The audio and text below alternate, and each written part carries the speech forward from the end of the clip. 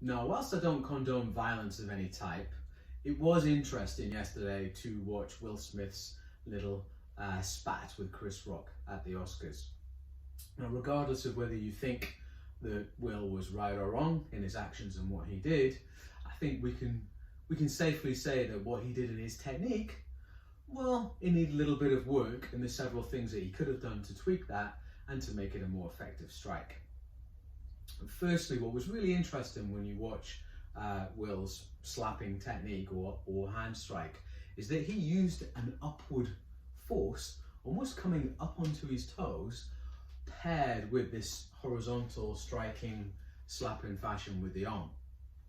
Now, not only does that not add any power to the strike, but it's also going to bring him off balance and put him in a really poor position afterwards. So you can see he was kind of hanging like this.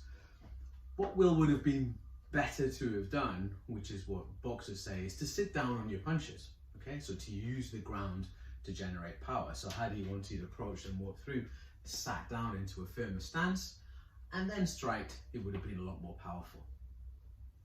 Secondly was Will's guard, or lack of it, with a supporting hand.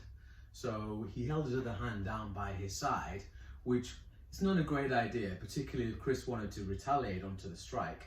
But also in terms of adding power into that strike, if he'd had a supporting hand here, either in a boxer's guard position or any other position like this, he would have added round the back power around his shoulders by having a better structure and be able to link up one hand to the other, thereby again adding power into that strike, which was clearly lacking.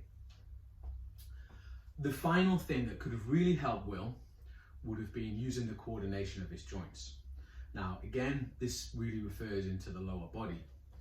If Will had kept his front hip in a fixed position, almost like the hinge of a doorway, and then being able with his rear hand, with the striking hand, to coordinate his hand and his foot, his elbow and his knee, and his shoulder and waist into a rotational strike here, he would have been able to use a lot more of his body weight and a lot more force. So that would have looked something like a strike as opposed to a